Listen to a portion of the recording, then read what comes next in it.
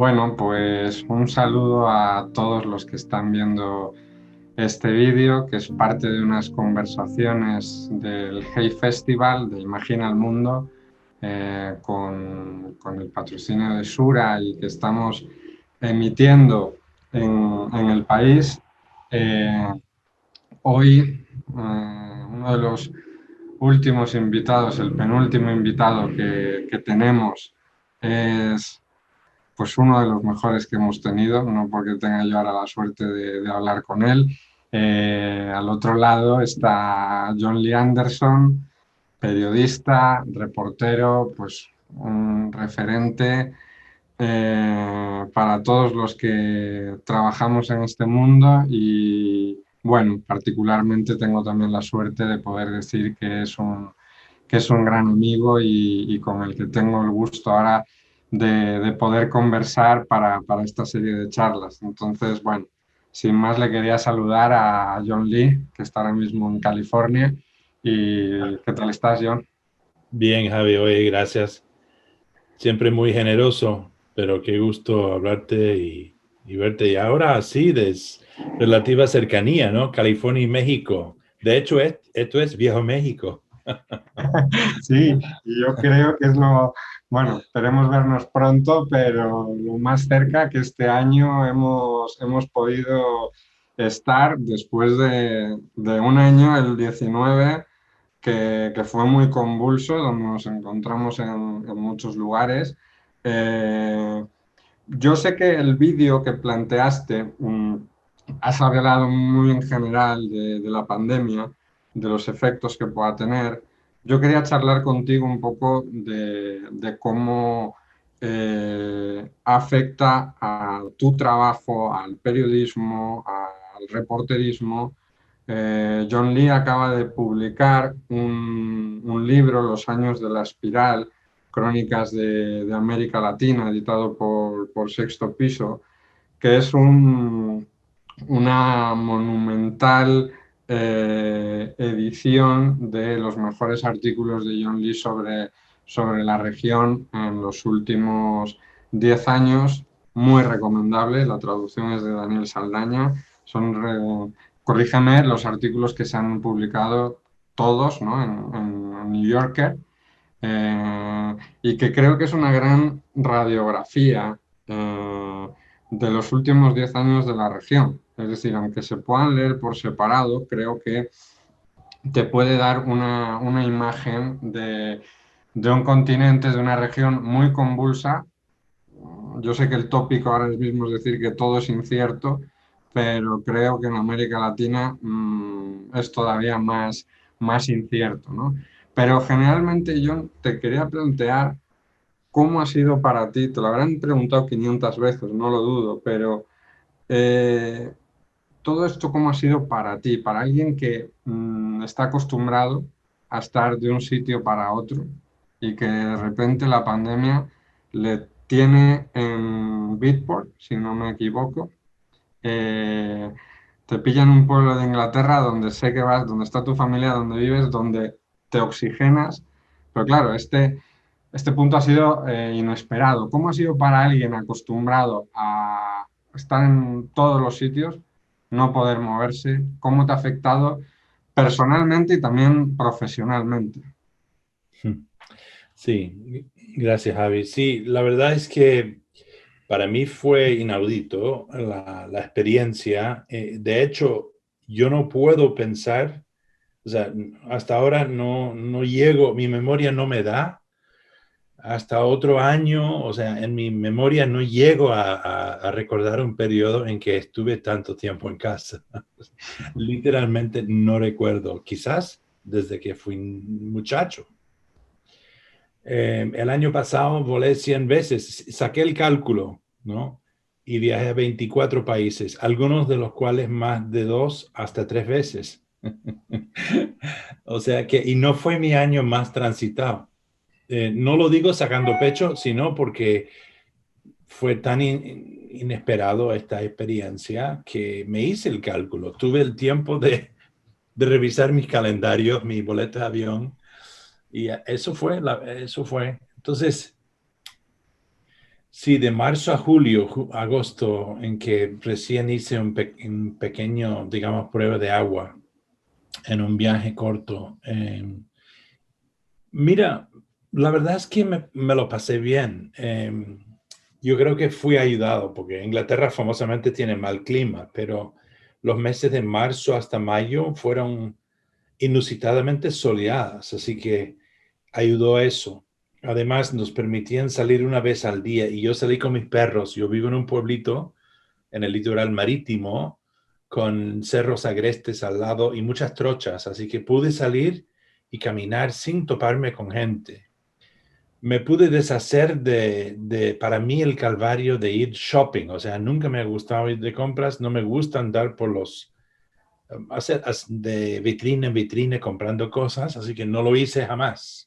De hecho, creo que he ido a 2 o 3 tiendas desde febrero y yo feliz que me lo haga mi mujer o mi hijo, ¿me entiendes? Yo, pero no, no por antisocial, sino que la vida esta de consumidor me saca de quicio y yo pude dedicarme a una rutina nueva que para mí era saludable. Me levantaba antes del alba, me bajé al escritorio, tengo 2 perros y se unían conmigo ahí, hacíamos compañía y antes que despertaba la familia yo escribía, de hecho, en un libro que me faltaba emprender hace rato. A partir de la madrugada salí con ellos, los perros, a caminar, volví y ya empecé a incorporarme en la vida cotidiana, ¿no? Pero claro, eh, y una vida doméstica, hogareña, familiar, de jardín, de familia.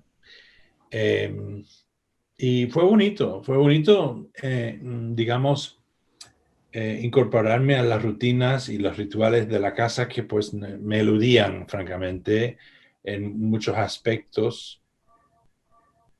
Tengo un puñado de amigos que cuando me proponían que me propusieron que hiciéramos una especie de pub virtual, me parecía la cosa más absurda y ridícula, una payasada total. Y era 1 de la tarde cada sábado. Pero me di cuenta que yo mismo me emocioné muchísimo como un muchacho al llegar a la pantalla y hacer un zoom con estos 4 panas, ¿sabes? Y era divertido, con o sin cerveza, que la vida social, el entorno social más afectivo, la familia, resultaban, o sea, uno empezaba a apreciarlos de verdad, ¿no? Y yo creo que para mí ha servido, para resumir, ¿no? Como quizás para mucha gente constatar lo importante que son las cosas en la vida, ¿no? Al final es la familia, es un cliché que al final te quedas con los seres queridos, sean familiares, sean amigos. Y para mí también es como la paz de la naturaleza, el tiempo para la reflexión y esas cosas. O sea, me puedo deshacer de muchas otras cosas, pero con que me quedo así, una vida lo más natural posible, sin mucho ruido de por medio, en cuanto a la vida personal, ¿no? Luego, la verdad es que yo estuve bien, para mí fue como una aventura nueva. Ya para julio empecé a inquietarme un poco, ¿no? Como que me hacía falta el mundo grande y poco a poco me fui volviendo a integrar a ese mundo grande, pero intento hacer una especie de balance entre esa vida ya muy apreciada, la doméstica, la del hogar, y la del mundo grande. Quizás haré menos conferencias físicas, ¿no? En el futuro, que antes me llenaban mucho de mi tiempo libre. Y haré más de estas conferencias Zoom para solo viajar cuando sea indispensable. No sé, se lo digo ahora, Javi, y quién sabe de aquí a 6 meses. Sí, y yo te quería, porque si no estoy muy equivocado, creo que ya has vuelto a reportear, creo que ya has vuelto a algunas zonas del mundo. Eh, ¿Cómo ha sido encontrarte, cómo te has sentido alguien que lleva décadas acostumbrado porque al contacto con la gente, a reportear en el terreno, porque hay muchos periodistas que quizás en un periodismo más de mesa o de edición o demás pueden tener más trabajo, diferente, más Zooms, más reuniones, pero para alguien acostumbrado a ir al terreno, que ha estado en casi todos los conflictos, que ha visto el peligro, pero que ahora mismo, eso creo que lo hemos hablado alguna vez, nosotros también somos parte de ese peligro. Eh, Mm. ¿Cómo ha sido volver para ti, enfrentarte a tu trabajo, a lo que siempre solías hacer en esta coyuntura? Sí, la verdad, sí. Mira, tengo que confesar que lo he sentido suave. O sea, o sea, no soy anti mascarillas ni mucho menos. Estoy consciente de los riesgos de la pandemia. No quisiera enfermarme ni mucho menos pegar a otra persona. eh, si es que lo contagiara, me lo contagiara yo. Pero entonces he tratado de hacer las cosas con cuidado, ¿no? Viajando con máscara a los lugares que me permiten. Eh, Han sido muy escogidos. Fui al este de África, donde tengo amigos y pude quedar con ellos. Y la mayoría de mi estadía fue en el monte de safari, de hecho, entre animales y monte, que fue para mí una experiencia idílica, ¿no? O sea, no fue ningún sufrimiento. Yo me viviría así y no volvería si fuera posible. Entonces, mis contactos con los entrevistados eran contados en un entorno que apreciaba mucho, en un entorno muy natural. Y bueno, eh, digamos, eso fue mi experiencia de reportería hasta ahora, ¿no? Luego, eh, ahora sí voy a América Latina y tengo que irlo pensando, ¿no? Tomando la prueba de la COVID, del PCR en cada parada para asegurar que estoy negativo tanto para mi propio bien como para mis amigos donde me alojo, ¿no? Que tengo amigos en cada sitio, que me lo hace más fácil, ¿no? No tengo que quedarme en un hotel y entonces puedo, pero sí, hay que pensar mucho en las cosas, ¿no? Y antes de hacerlo por primera vez, se hacía grande, ¿no? Después de hacer la pequeña prueba y te vas dando cuenta que la cosa es flexible, tienes que analizar y ponerte al día con los cambios de los reglamentos de cada país, inclusive de cada ciudad. Ya es un dolor de cabeza, pero te vas acostumbrando. Y la verdad es que, mira, no es, esto sí es problemático y te restringe, pero no es como andar en Irak en el año 2007, que estaba lleno de hombres suicidas buscando matarme o alguien que tenía mi aspecto, ¿me entiendes? O sea, esto, vivir dentro de una sociedad de alto riesgo es algo que ya lo he hecho. Eh, Sentir o tener que pensar todos tus momentos despierto de que te pueden matar, te pueden asesinar, es mucho más espeluznante que vivir con esta pandemia, esta cosa que está en el aire, es abstracto. Sí hay que tener cuidado, hay que poner máscara, que no es agradable, pero no es tan desagradable como el otro. Y eso sí lo he vivido. Así que para mí esto es como bueno, quizás no suena bonito decirlo, pero es como una guerra light, ¿no? Ujú. No, entiendo, Pero por eso no quiero, habiendo dicho eso, disminuir, obviamente, lo que sea el sufrimiento de otros, ni mucho menos, ¿no? Reconozco que esto es serio, pero no, de ahí, no es una guerra. Sí, ujú. Por eso te quería preguntar de alguien que lo había visto, claramente no, no lo vamos a minimizar, no somos como, sí. como esos políticos que tanto que tanto queremos y que para nada. tanto nos quieren, que ellos sí lo están minimizando y poniendo en riesgo a millones de personas. Así es. Eh, Quería tocar un poco el libro, John, Los años de la espiral, y llevarlo también al tema de la pandemia.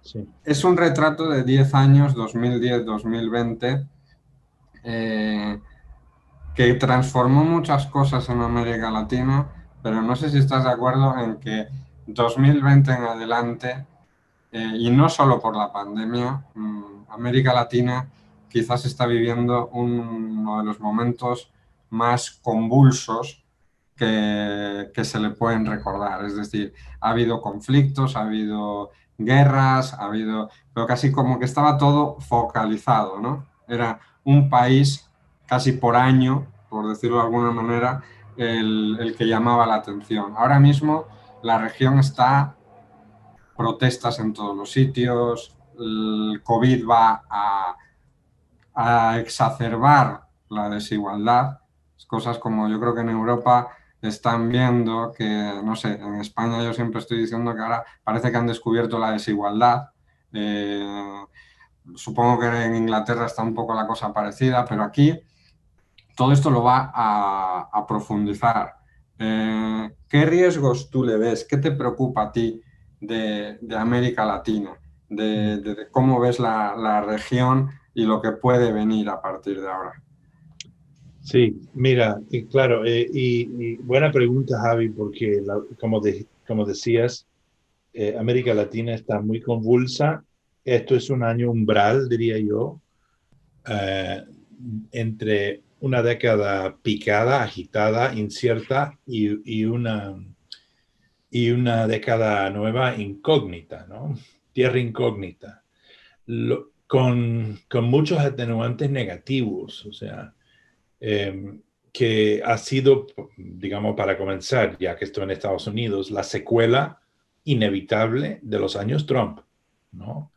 De la falta de inversión en todo por parte del país más influyente y poderoso y rico, ¿no? Del hemisferio en inversión social, ayuda humanitaria, la diplomacia misma, bueno, en fin, una serie de aspectos fundamentales, sobre todo para el Cuenca del Caribe. Los países pequeños del Caribe ahorita golpeados por los huracanes y además de la pobreza, y Centroamérica, por supuesto, zona también golpeada por la naturaleza y la pobreza misma endémica que ha causado este éxodo hacia el norte. Ahora, la nueva administración se va a tener que tomar medidas eh, ejemplares y comprensivos para la región, para su propio bien y su relación con la relación. Vamos a ver cómo procede eso. Además del narcotráfico, la inseguridad, y mira, mirando al hemisferio como, como una gran zona que tiene rasgos en común, diría yo que la falta de seguridad y la falta de Estado de Derecho es lo que más me preocupa. Yo creo que sin eso una sociedad no puede ponerse bien. Es como andar lisiado, manco en pie y jamás tener la pierna artificial. O sea, no puedes echar a andar, ¿me entiendes? México, ahora 20 a 30% del territorio está en manos de grupos organizados, narcoparamilitares, organizados casi como pequeños ejércitos. Lo mismo pasa en diferentes medidas o aspectos. Lo mismo ocurre en El Salvador, en Brasil, en Venezuela y Colombia, ¿no? Para no incluir otros. Es decir, la, hay puntos de luz, digamos, la incertidumbre de esta semana pasada, tres presidentes en Perú, tres presidentes en una semana en un país inusualmente inestable, ha resultado en el nombramiento de un hombre casi universalmente admirado. Vamos a ver si él puede calmar esas aguas tan picadas en ese país. Pero quedan cuentas pendientes con la justicia y el bienestar social en Chile, con las fuerzas de orden que han sido muy violentos con los los que han protestado. En Colombia está muy picada la cosa, ni hablar de Venezuela, que sigue siendo un hoyo negro, ¿no? Y por supuesto que más allá de que hemos tenido 4 años de Trump en que solo han querido hacer golpes de Estado, conspiración en contra de Maduro, Biden tampoco va a llegar con mano suave, pero sí va a erigir una rama diplomática, pero digamos, eso es un problema además geoestratégica, ¿no? Hay competencias ahí entre Estados Unidos, Cuba, China, Rusia y Turquía en ese territorio de Sudamérica. Entonces, eh, es, está muy fuerte y yo diría que no sería descabellado empezar a hablar en términos internacionales de un plan Marshall, un nuevo plan Marshall, pero enfocado sobre todo en la pobreza, en la inseguridad y la falta de Estado de Derecho en algunos de estos países. Centroamérica y en la cuenca del Caribe realmente estamos hablando de estados fallidos, microestados fallidos, y casi todos sucumbidos al narcotráfico, ¿no? Claro, y Entonces, luego, no, no, no, perdona, perdona. bueno, entonces ni hablar, tenemos todavía un Trump en Brasil, el país más grande de la región, y eso parece que no va a terminar pronto. O sea, por lo menos tenemos 2 años más de ese patán y con el efecto que tiene en su propia población, ni hablar de los países aledaños. Entonces, y la Amazonía. Entonces, eh, es tiempo es casi como, siento de este umbral como una gran oportunidad. O sea, yo no, aunque he descrito lo negativo, no lo veo todo color de hormiga. Siempre América Latina me inspira confianza y optimismo debido a su gente, al hecho de que son poblaciones sincréticas, muy animadas, muy innovativas, muy luchadoras, y desprovisto del bagaje ideológico o sectario religioso del viejo mundo. Y eso es una gran ventaja. Tienen muchas desventajas, las desigualdades, el racismo, la pobreza, injusticia, pero no llevan ese bagaje del viejo mundo. En América Latina los judíos y los palestinos no se matan, se conviven. Es curioso, ¿no? Ujú. Entonces, estoy en eso, pero creo que, como dije antes, para repetirme, diría que ya es casi tiempo de pensar en una especie de plan Marshall. No puede ser una solución gringa nada más, no. Trump ya casi hundió esa nave, ¿no? Estados Unidos se tiene que reconstruir confianza y para ser un país de emulación, si se quiere. No, esto tiene que ser con la comunidad de naciones que invierten en una zona que tiene mucho por venir, pero está lisiado en este momento debido a sus deficiencias sistémicas, algunas heredadas del pasado y otros quizás más solucionables productos del momento y aspectos del mercado internacional, el mismo narcotráfico, el Ujú. trasiego de armas y de gente, cosas así. Ujú. Falta de Estado de Derecho sobre todo. Claro. Una de las personas que vio el vídeo, Catalina Sarmiento, de Colombia, preguntaba, que creo que va en relación con esto, si la pandemia ha sido la causante de la aparición de nuevos sectarismos o totalitarismos. Yo te lo planteo de otra manera, creo. Es decir, ¿qué riesgo hay en América Latina de que precisamente por la pandemia todos esos totalitarismos que vemos, autoritarismos, figuras como Bolsonaro, Maduro, Uribe, Bukele, es decir, que están permeando de tal forma que si no se sacan esos quistes, vamos a decirlo, Ujú. eh, pueden herir, o sea, pueden aumentar esa falta de Estado de Derecho, esa falta no, no se concibe que países como Venezuela o Colombia no tengan relaciones, como nunca ha estado en la situación tan crítica como ahora. O sea, eh, ¿Te preocupa? Es decir, se ha sacado de la Casa Blanca al gran autoritario, el gran populista, por decirlo de alguna manera, pero en la región, precisamente una situación de desigualdad creciente, de falta de Estado de Derecho, de mayor inseguridad. ¿Qué riesgo hay de que figuras como Bukele, Bolsonaro, surjan en muchos más países? Mira, creo que hay un gran riesgo, menos riesgoso de que si Trump se habría reelegido 4 años más, que tampoco daba eh, yo habría apostado para el bienestar de Estados Unidos, ¿no? En unos 4 años más, inclusive en su unión, más bien la posibilidad de guerra civil.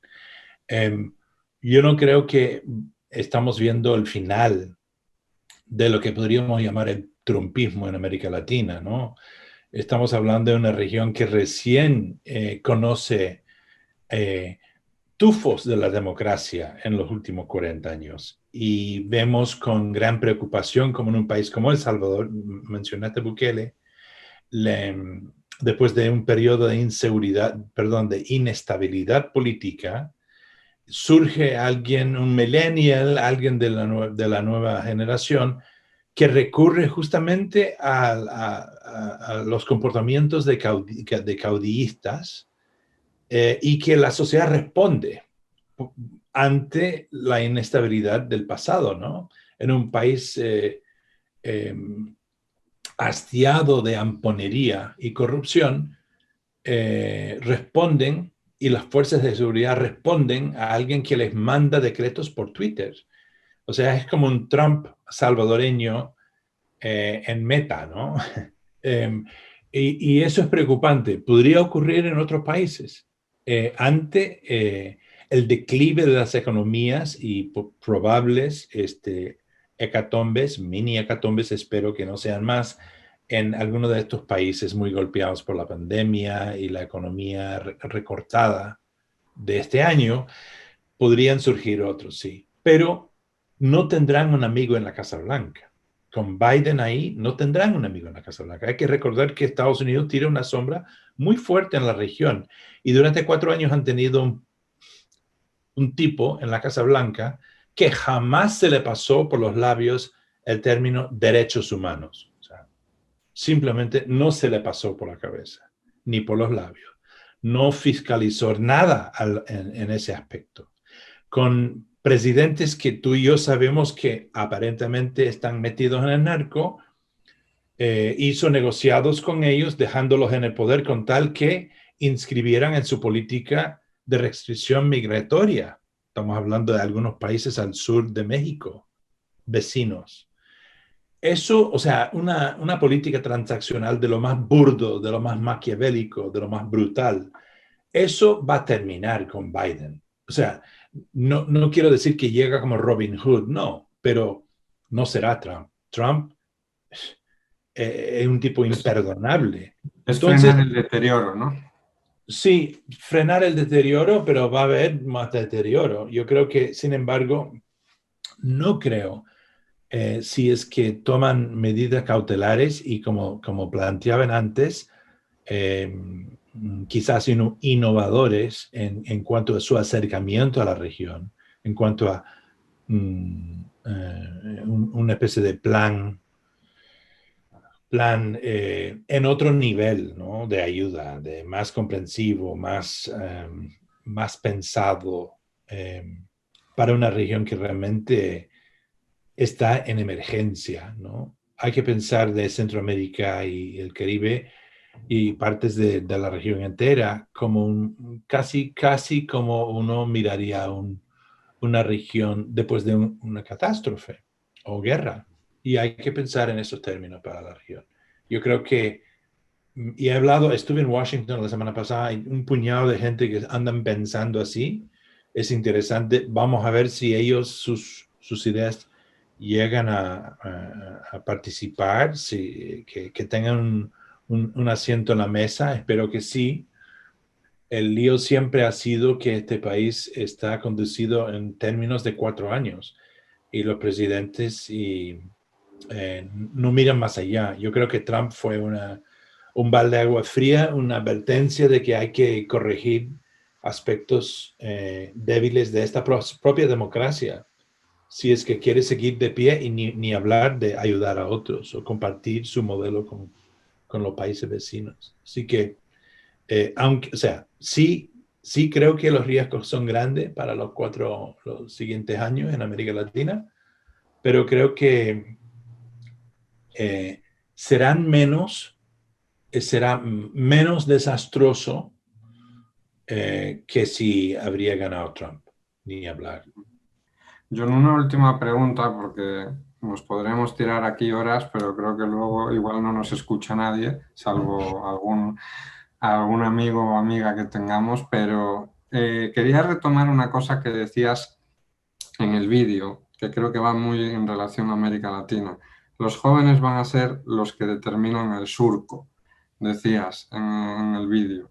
Yo te quería preguntar, para cerrar precisamente, por el papel de los jóvenes en América Latina, que creo, no sé si estás de acuerdo, en que están marcando un poco ese surco, ese camino. Lo vimos en Nicaragua hace 2 años, lo vimos después en Chile, en Colombia, ahora en Perú. Hay una generación que tú que conoces la región y repasando un poco precisamente el libro, yo no sé si tú recuerdas un momento en el que la juventud latinoamericana estuviese en general tan vibrante como ahora. Sí, mira, Avi, pues la última vez que se me ocurre como periodo en comparación serían los años 60, en que, claro, era otro periodo. Y lo mismo pasa aquí en Estados Unidos. Si, por ejemplo, tenemos figura icónica en Estados Unidos de la juventud, es probablemente la Ocasio-Cortez, ¿no? La joven congresista de Bronx, de origen hispana. Eh, yo creo que el periodo, el Trump, este periodo del nacionalismo populista y de corrupción tan descarada, ha despertado, coincidiendo también con la constatación del cambio climático. Una cosa existencial, universal, junto con em, eh, la política fallida de mi generación y, ¿no? Ha despertado a los jóvenes en forma de desnivel en algunos países y no en otros, pero de todas maneras se nota que hay un matiz, un patrón de comportamiento y va más allá de América Latina, ¿no? También incluye países como Hong Kong o Irak, Líbano, hay otros, Tailandia. Estamos viendo un despertar entre una nueva generación que es interesante, pero que en América Latina está muy viva. Y hay que recordar que hace 50 años pasó lo mismo. Claro, era la década después del holocausto, de la bomba atómica y del primer despertar político en una región que había sido gobernado para siempre por o capitanes generales o por dictadores. Y era la Guerra Fría, había presiones y proyecciones tanto de la URSS como de Estados Unidos como para ganar hinchada en ambos bandos, más fusiles, y ahí tuvimos lo que tuvimos, que fue chicos utópicos pensando en la insurgencia para ganar el nuevo día, el futuro a base del fusil. Eso, eso no está contemplado en este momento. Estamos viendo a los chicos salir y desatarse en la calle, ¿no? Algunos más anárquicos que otros. Chile, estoy pensando, ¿no? En Colombia, por primera vez en mi vida, los chicos universitarios y colegiales saliendo a la calle y es producto del final de la guerra civil. Antes nadie se atrevía porque los tildarían de comunistas o terroristas y todavía algunos de los populistas de derechas buscan hacerlo, en Brasil, por ejemplo.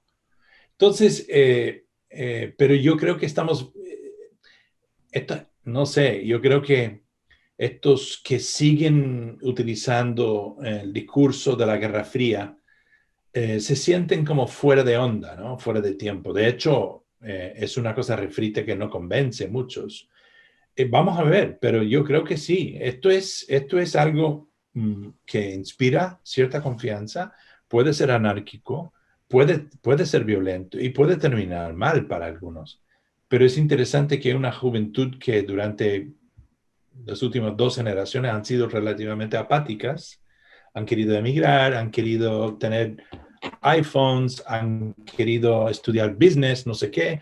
Ahora sí entienden que ellos son partícipes y necesarios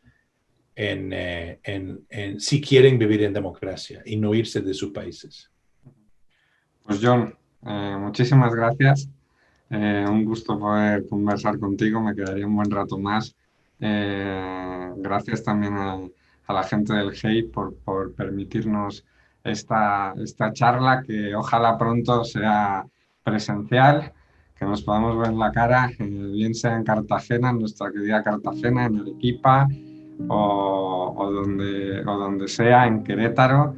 Pero bueno, mientras te mando un abrazo grande y un Igual, saludo para todos. igual. Chao, Javi.